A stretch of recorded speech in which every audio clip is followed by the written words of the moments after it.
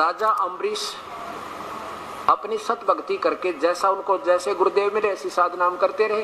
कहाँ पहुंचे? विष्णु लोक में। और विष्णु जी के लोक में अपनी पुण्य कमाई खा के ये प्यारी आत्मा फिर क्या बने? ये राजा जनक हुए। राजा जनक जो सीता जी के पिताजी कहलाए। और राजा जनक इतनी अच्छी पुण्य आत्मा थी, उन्होंने इतनी अच्छी भक्ति की थी विष्णु जी की कि सुखदेव नाम के एक महापुरुष हुए जो अपनी सिद्धि से तीनों लोकों में उड़कर चले जाते थे। एक दिन भगवान विष्णु ने कहा कि भाई विष्णु जी के लोक में पहुंच गए वो आकाश में उड़ गए, तो वहां से उनको रिजेक्ट कर दिया कि तेरा गुरु नहीं है, वापस चाहिए और कोई गुरु बना करके अपनी सद्भक्ति करके कमाई करके फिर यहाँ आ सकते हो। तब विष्णु जी ने कहा था कि राजा जनक को गुरु बनाओ। अब उस समय वो एक बाल ब्रह्मचारी अपने आप को बड़े योगी मान रहे थे, तो मन में बड़ी चिंता हुई कि मैं एक महर्षि और एक गृहस्थी का शीश निभाऊं। बड़ी बात बिगड़ गई। ये लंबी कथा फिर बताऊंगा। आखिर में उसने सबसे सलाह ली। सबने यही कहा, जब भगवान ने सलाह दे दी, नादान तू कहाँ भटक रहा है, चरणों में शीश टेक दे उस महापुरुष के जाके। किसके? राजा जनक के। तो सुखदेव ऋषि ने राजा जनक से उपदेश लिया और फिर ये प्यारी आत्मा राजा जनक विमान में बैठ के विष्णु लोक को प्रस्थान किया। अब इस काल का जाल दिखाता हूँ आपको कितना भयंकर है ये, कैसे धोखा दे इस प्राणी को। अब इस प्यारी आत्मा राजा जनक का विमान एक नरक के साथ से निकलवा दिया और वहां उस नरक में 12 करोड़ आत्माएं अपना कर्म दंड भोग रही थी। हाहाकार मच रहा था। राजा जनक क्योंकि भक्त आत्मा दयालु होते हैं, उन्होंने कहा भी जो पारखत थे यानी विमान चालक थे साथ में जो लेने आए थे आदर के साथ उनको, उनसे पूछा भी ये कैसी हाहाकार मची है, इस ऊपर के लोकों में भी ऐसा क्यों हाल हो रहा है। उन्होंने बताया कि राजन यहाँ पर एक नरक है और उसमें अपना किए का दंड से प्राणी भोग रहे। उन्हें कहा मेरा विमान रोको यहीं पे। विमान रोक दिया और कहा कि इन 12 करोड़ आत्माओं को छोड़ दो, छुड़वा दो, कह दो उनको छोड़ दे। अब वो पारखद कहने लगे, वो साथ जाने वाले प्यारी भगवान के दूत कहने लगे, राजन आप यहाँ राजा नहीं हो, यहाँ आपका हुक्म नहीं चलेगा, यहाँ तो धर्मराज का हुक्म चलेगा और उससे बात करनी पड़ेगी। कहने लगे धर्मराज से मेरी बात कराओ। और दूतों ने धर्मराज से टेलीफोन मिलाया नहीं, वहाँ का जो आत्मा का हिस्सा उनसे मेल होता है, अंदर समाधिस्थ होकर हम बात कर सकते हैं जैसे आजकल मोबाइल फोन है। तो धर्मराज से सारी बात हुई। वो कहने लगा भी उनको कहो यहाँ आ जाएं, ये तो इन्होंने कर्म अपने भोगने पड़ेंगे। कहने लगे जी वो जिद पकड़ गए, नहीं मान रही है। तो धर्मराज आता है और कहने लगा कि राजन आप चलो अपने लोक में, आप चलो मेरे पास, आपका बताऊंगा कितने समय आपने विष्णु लोक में आपका स्वर्ग सथल है, आप जाइए वहां पर। वो कहने लगे नहीं मैं नहीं जाऊंगा, पहले इनको छोड़ो, मेरे से देखा नहीं जाता इनकी हालत। धर्मराज ने कहा ये प्रभु का अटल नियम है, जो जैसे कर्म करेगा भोगना पड़ेगा, मेरे बस से बाहर है राजन। हाँ एक कारण हो सके, आप अपने कुछ पुण्य दे दो इनको, फिर मैं छोड़ सकता हूँ। तो वो कहने लगा मुझे मंजूर है। राजा जनक ने आधे पुण्य संकल्प कर दिए 12 करोड़ आत्माओं के लिए सारे जीवन की। अब वो 12 करोड़ आत्मा स्वर्ग से नरक से निकाल के और स्वर्ग भेज दी। और जब तक राजा जनक के द्वारा दिए हुए पुण्य उनके साथ रहेंगे तब तक तो वो स्वर्ग में, और फिर उन्हीं कर्मों को भोगने के लिए फिर नरक में ठोके जाएंगे। ये यहाँ का पक्का नियम है। अब देखो उधर तो वो प्यारी आत्मा आधी खाली कर दी, आधे पुण्य लूट लिए इसके, और फिर वही प्यारी आत्मा राजा जनक गुरु नानक देव जी के रूप में, और फिर श्री कालूराम मेहता खत्री अरोड़ा के घर पर उस प्यारी आत्मा का जन्म हुआ।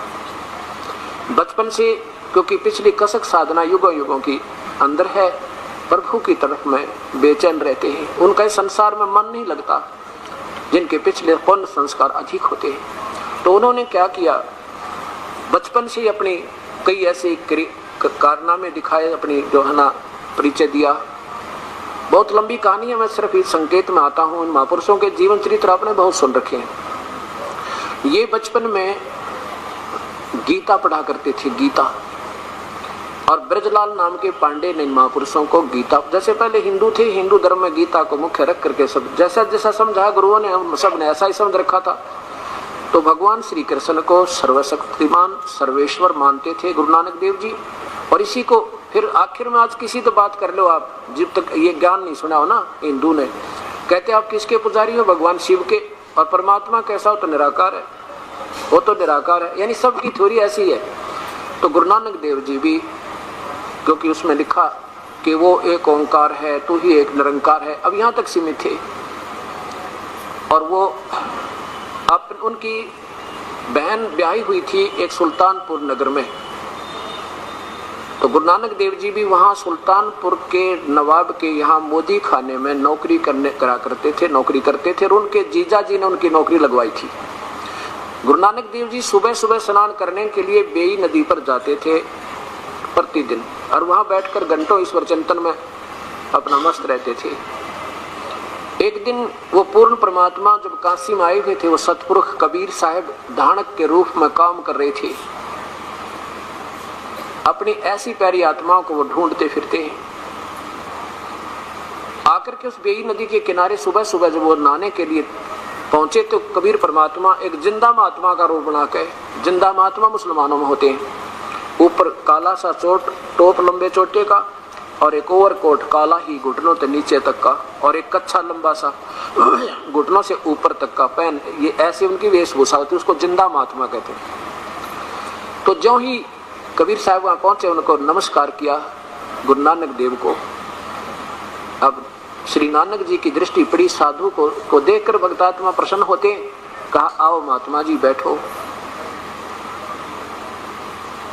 तो कबीर परमेश्वर ने जिंदा के महात्मा में कहा कि महात्मा जी, किसको? गुरु नानक देव को, कि मैं एक भटकी हुई आत्मा हूं और मैं सब जगह जा लिया हूं, मेरी आत्मा में भी तसल्ली नहीं हुई कि मेरा भक्ति मार्ग सही है। बेशक मैं ना मैंने हिंदू छोड़ा है, कोई संत ना मुसलमान, और ना ही कोई ईसाई, सबसे मेल कर लिया, लेकिन मेरी आत्मा की संतुष्टि नहीं हो पाई जो प्रक्रिया मैं कर रहा हूँ। और साथ में मैंने एक रामानंद नाम के महापुरुष से उपदेश भी ले रखा है हिंदू थे, पर मेरी तसल्ली नहीं हो पाई। और आपके बारे मैंने बहुत सुना है, आपने सच्चा सौदा भी किया, उसके बारे में आपकी बहुत चर्चा चल रही है। तो मैं इसलिए आपसे अपने कल्याणार्थ आया हूँ, मुझे दया करो, मैं आपका बच्चा हूँ। तो गुरु नानक देव जी ने पूछा आप कौन हो, कहाँ से आए हो? परमेश्वर ने बताया कि मैं काशी में धानक का काम करता हूँ, जुलाया हूँ, मेरा नाम कबीर है, छोटी जाति में मैं अवतरित हूँ। अब गुरु नानक देव जी ने सोचा जो मुसलमान होकर मेरी बात को पूछना चाहता है तो बहुत प्यारी आत्मा है। तो जैसा उनको ज्ञान था उन्होंने बताया कि भगवान श्री कृष्ण सर्वेश्वर और ये सारी सृष्टि के रचनहार, इन्हीं की पूजा करनी चाहिए, यही एक निरंकार, यही एक ओंकार, ये पूजा के योग्य है। कबीर साहब ने कहा कि देखो गीता जी के 18वें अध्याय के 62वें श्लोक में लिखा है कि वो परमात्मा कोई और है जो गीता बोलने वाला भगवान कह रहा है श्री कृष्ण मान लीजिए, आप श्री कृष्ण मान रहे हो, तो वो कौन है गुरु नानक देव? अब इसका जवाब हमारे पास था ही नहीं, पहले भी नहीं था। और वो रोज गीता पढ़ते थे, उनको तो कंठस्थ याद थे ये श्लोक। और फिर 8वें अध्याय के 16वें श्लोक में लिखा है कि ब्रह्मलोक से लेकर सारे के सारे लोक नाशवान है, और भगवान ब्रह्मा विष्णु महेश भी नाशवान है या विनाशी नहीं है। आप देखिएगा देवी भागवत महापुराण का थोड़ा सा विवरण दूंगा बीच में, क्योंकि ये ऐसा जटिल ज्ञान हो गया, इसको सत ज्ञान रूपी शस्त्र द्वारा ही समझा जा सकेगा। ये समय समय पर ये साथ में प्रमाण मिलेंगे तो बुद्धि पुण्य आत्मा आपके हृदय में यह बात समाई रहेगी जो दास कहना चाहे। इसमें गीता प्रेस गोरखपुर से प्रकाशित है। इसके अनुवादक कौन है? हनुमान प्रसाद पोदार चिमन लाल गोस्वामी, और गीता प्रेस गोरखपुर से ये मुद्रित है। इसके तीसरे सेकंड में सिर्फ 2 सेकंड का सत्संग है, 10 सेकंड का ये सुनाता हूँ। इसमें तीनों भगवान स्वीकार करते हैं ब्रह्मा विष्णु महेश के हम तो नाशवान हैं, हमारी तो जन्म और मृत्यु होती रहती है, हम अविनाशी नहीं है। ये तीसरा सेकंड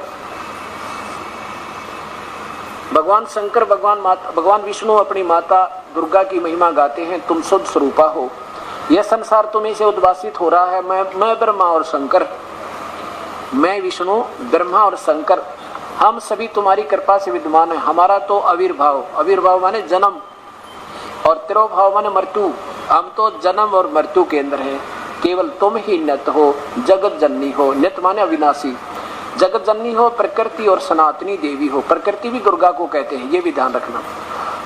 यहाँ देखिएगा, भगवान शंकर बोले देवी यदि महाभाग विष्णु तुम्ही से प्रकट हुए हैं तो उनके बाद उत्पन्न होने वाले ब्रह्मा भी तुम्हारे बालक हुए, और फिर मैं तमोगुणी लीला करने वाला शंकर क्या तुम्हारी संतान नहीं हुआ, अर्थात मुझे भी उत्पन्न करने वाली तुम ही हो। इससे सिद्ध हो गया कि ब्रह्मा विष्णु महेश की माँ दुर्गा शेरा वाली, और ये नाशवान है, अविनाशी नहीं है, जन्म और मृत्यु होती रहेगी। तो इस बात को कई संकेत दिए मालिक ने। अब एकदम ये बात सुने तो आदमी को झटका लगा, चाहे कितना ही क्यों ना अच्छी आत्मा क्यों ना हो, कि अपने ज्ञान को जब वो लगा हुआ है तो सत्य मानकर लगा हुआ है। और जिस दिन ये असत सामने आ जाएगा फिर तो यह बात आप पर सुलझ जाएगी, फिर तो मन ही नहीं कहेगा मानेगा उसको करने को। अब गुरु नानक देव जी कहने लगा कि भी बात सुन, जिंदा तो बड़ी बात बहुत करता है, मुझे तेरी बातें अच्छी नहीं लग रही हैं। आप ब्रह्मा विष्णु महेश को नासवान बता रहे हो। कबीर साहब ने कहा मैं नहीं बता रहा, आपके शास्त्र बता रहे हैं। और उनकी वार्ता लगभग 2 घंटे चली। कबीर साहब ने बताया कि ये जिसको आप भगवान बता रहे हो ये तो कहता मैं काल हूं, 11वें अध्याय के 32वें श्लोक में, और अर्जुन देख रहा है 11वें अध्याय के 21वें श्लोक में आप तो देवताओं को भी खा रहे हो, जो आपकी पूजा करते हैं उनको भी नहीं बख्श रहे। फिर दिखाया 11वें अध्याय का 32वां श्लोक, फिर देखिए क्या कहता, मैं काल हूं अर्जुन और सबको खाने के लिए आया हूं।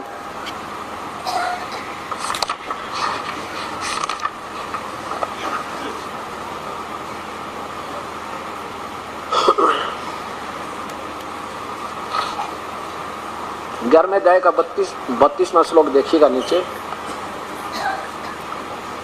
सब लोगों का नाश करने वाला मैं बढ़ा हुआ काल हूं।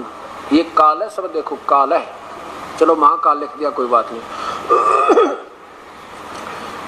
काल हूं और इस समय इन लोगों को खाने नष्ट करने के लिए प्रवृत्त हुआ हूं, और प्रतिपक्ष की सेनाओं में जितने योद्धा लोग हैं आपके ना मारे से भी मर जाएंगे अर्जुन, मैं मार डालूंगा। वो तेरे बिना, सब तेरे बिना भी नहीं रहेंगे, अर्थात वो तेरे युद्ध ना करने से भी सबका विनाश हो जाएगा। और इसी 11वें अध्याय के 21वें श्लोक में भगवान आंखों देखा कह रहा अर्जुन, हे परमात्मा आप तो इन देवताओं को भी खा रहे हो, ओए होए होए, और ये जो आप ही की स्तुति कर रहे हैं, आप ही का भजन कर रहे हैं। 11वें अध्याय का 21वां श्लोक है ये, 21वां।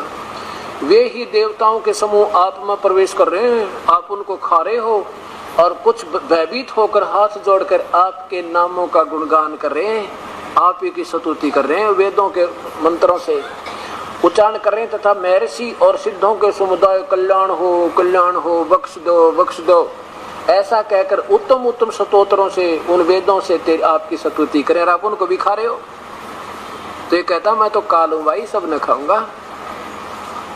अब कबीर साहब कहते हैं, जिसको कहो तुम नंद का लाल वो कहे मैं सबका काल।